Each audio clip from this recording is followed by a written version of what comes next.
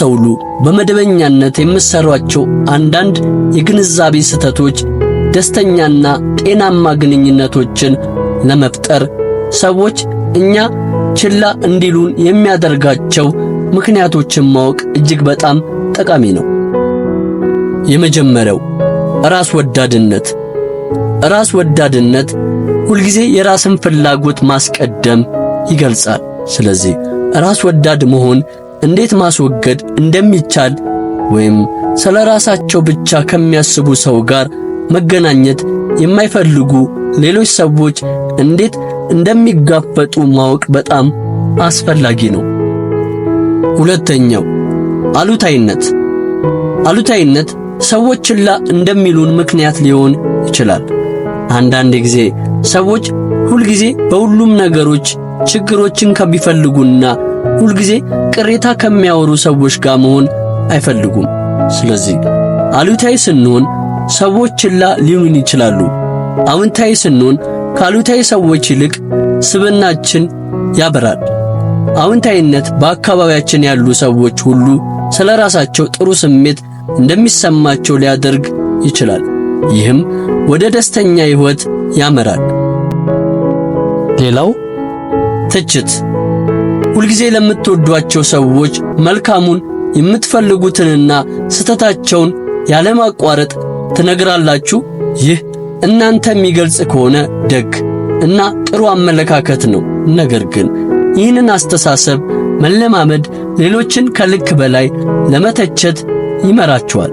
በተለይም በስህተታቸው ላይ ብቻ ካተኮራችሁ፣ ምንም እንኳን ጥሩ ሐሳብ ቢኖራችሁ ትችቶችን ማብዛት እኔ ብቻ አውቃለሁ የሚል ስሜት ስለሚሰጥ በሁሉም ሰው ዘንድ ችላ እንድትባሉ ያደርጋችኋል። ባለጌነት። የብልግና ባህሪ ብዙውን ጊዜ ሰዎች ከእናንተ አጠገብ የመሆን ፍላጎት እንዳይኖራቸው የሚያደርግ ነው። ሰዎች በጣም ሥራ ሲበዛባቸው ወይም በሕይወታቸው ውስጥ ብዙ ሌሎች ሰዎች ሲያገኙ ለሚያውቁት ጥሩ ባህሪ ለሌላ ሰው ቸልተኝነት የተለመደ ነው። በቶሎ አስጸያፊ ስብዕና መቀየር አስቸጋሪ ሊሆን ይችላል።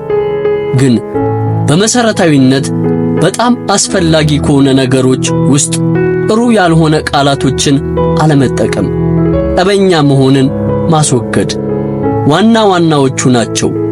ሳትጮሁ ወይም ጥሩ ያልሆነ ነገሮችን ሳታደርጉና ስትረጋጉ ሰዎች በተሻለ ሁኔታ ሊያዳምጧችሁ ብሎም ጥሩ ጓደኛ ሊሆናችሁ ይችላሉ።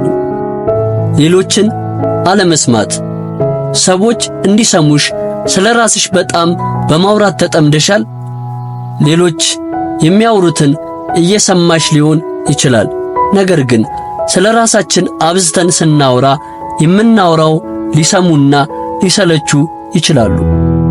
የሰዎችን ትኩረት ለመሳብ ምርጡ መንገድ ስለ ራሳችሁ ማውራት በመጠኑ ማድረግና ስለነሱ የበለጠ ፍላጎት ማሳየት ነው። ስለ ራሳችን መልካም ነገር አብዝተን ባወራን ቁጥር እነሱ እንደ ጉራ ሊቆጥሩ እና ሌሎች የምንናገረውን ችላ እንዲሉ ሊያደርግ እንደሚችል ማወቅ እጅግ በጣም ጠቃሚ ነው። በጣም ዝምተኛነት።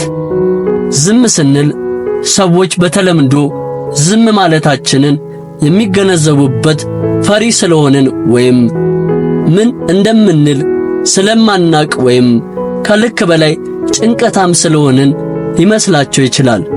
በሌላ በኩል ደግሞ ሰዎች ዝም ካልን ለነሱ ፍላጎት እንደሌለን አድርገው ስለሚያስቡ ችላ ሊሉን ይችላሉ።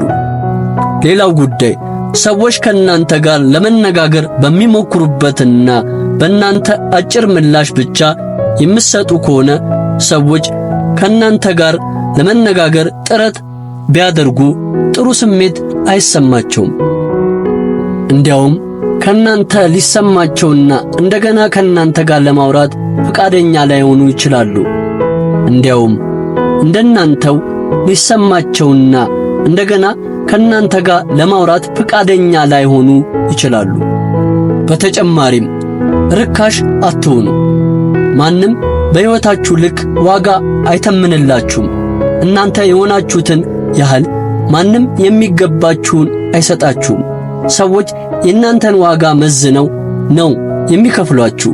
ሁሌም የሕይወታችሁን ዋጋ ከፍ ለማድረግ ከፈለጋችሁ ሚስጥሩ ያለው እናንተ ጋር ነው። ባለቤቱ የናቀውን ማንም አያከብረውም አይደለም የሚባለው? አንድ ጥያቄ ልጠይቃችሁ። እናንተ ለራሳችሁ ስንት ናችሁ? ምን ያህል ነኝ ብላችሁ ታስባላችሁ? ምንስ ይገባችኋል? ሰዎች ለሕይወታችሁ ዋጋ እንዲሰጡ እንዲያከብሯችሁ ከመጠየቃችሁ በፊት እናንተ መጀመሪያ የራሳችሁን ዋጋ ጠንቅቃችሁ እወቁ።